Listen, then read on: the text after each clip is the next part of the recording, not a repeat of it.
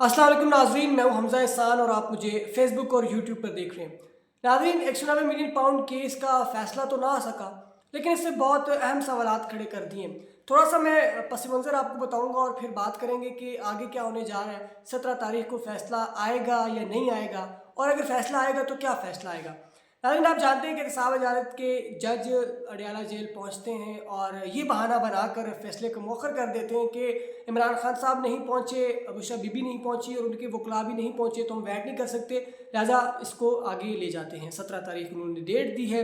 हालांकि प्रोसिक्यूटर्स भी नहीं पहुंचे थे, ठीक है, और इस बात से आप अंदाज़ा लगा सकते हैं कि उनको भी शायद ऑन बोर्ड लिया गया हो। और आप ये भी जानते हैं कि खान साहब उसी जेल के अंदर कैद हैं और वहीं अदालत लग रही है, तो कितना टाइम लगता है उनको अंदर अदालत तक लेके जाने का। खैर, और दूसरा इसमें ये भी अहम सवाल है कि बल्कि आपको अच्छी तरह पता होगा कि जज के पास ये इख्तियार होता है कि वो मुल्ज़िमान की गैर मौजूदगी में भी फ़ैसला सुना सकता है।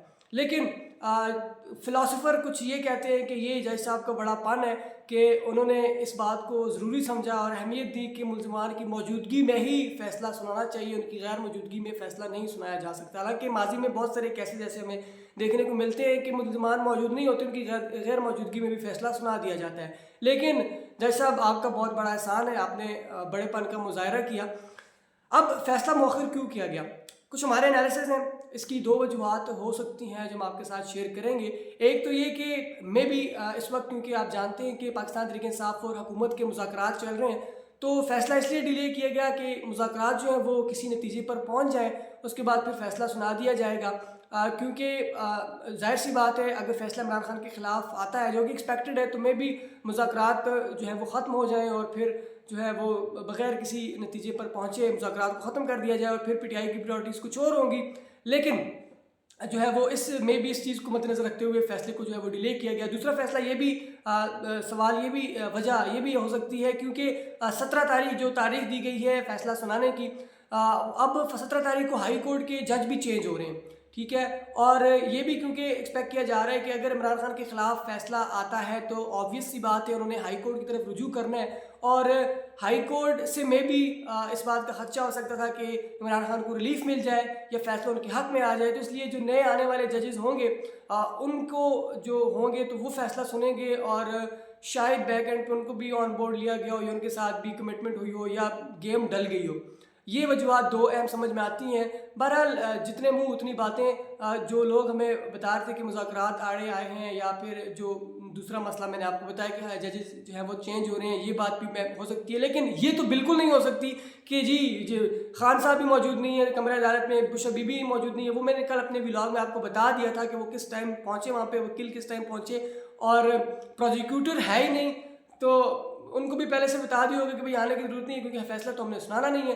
तो इसलिए जो है वो आगे नेक्स्ट डेट दी गई। अब हमारे साथी दोस्त इस बारे में क्या सोचते हैं, क्या राय रखते हैं। अताउर रहमान हमारे साथ मौजूद हैं। अताउर रहमान, आपका बहुत शुक्रिया, आपने हमें ज्वाइन किया।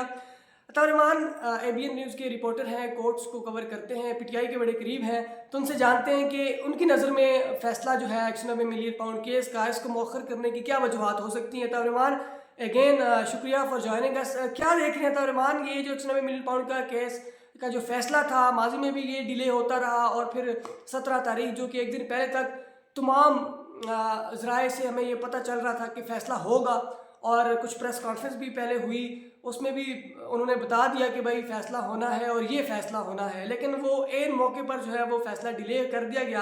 तो क्या वजह देख रहे हैं आप, ये फ़ैसला क्यों डिले किया गया? देखें हमज़ा, मैं ये बताना चाहता हूँ कि ये केस का जो फैसला है ये जो है वो एक दफ़ा मौखर नहीं हुआ। इससे पहले दो तीन दफ़ा पहले भी मौखर हो चुका है, और ये पाकिस्तान की जो अदालती निज़ाम है वो उस पर जो है वो बहुत बड़ा सवालिया निशान है।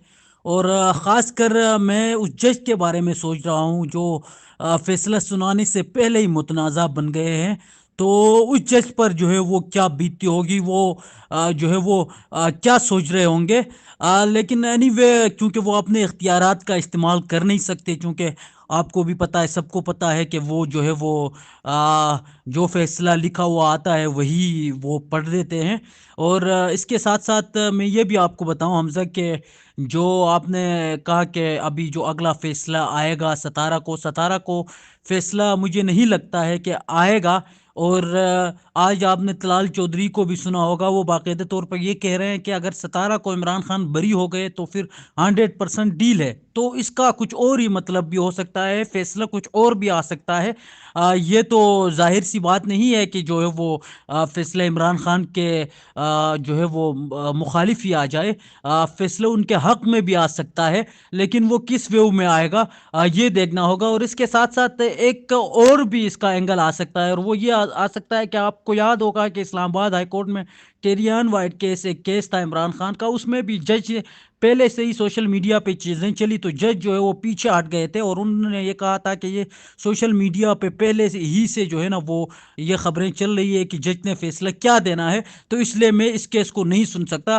تو اس والے کیس میں بھی یہ والا فارمولا ٹھیک اپلائی کیا ہے جا ٹھیک ہے سکتا ٹھیک ہے. ہے ٹھیک ہے ترجمان. اچھا یہ بتائیے گا کہ اگر فیصلہ جو ہے وہ عمران خان کے حق میں نہیں آتا جو کہ ایکسپیکٹڈ ہے، تو آبویسلی پی ٹی آئی جو ہے وہ ہائی کورٹ کی طرف رجوع کرے گی. کیا لگتا ہے نئے آنے والے ججز جو ہیں وہ عمران خان کے اس کیس کو سنیں گے، کیسے سنیں گے، اور کیا ہائی کورٹ سے عمران خان کو ریلیف مل سکتا ہے؟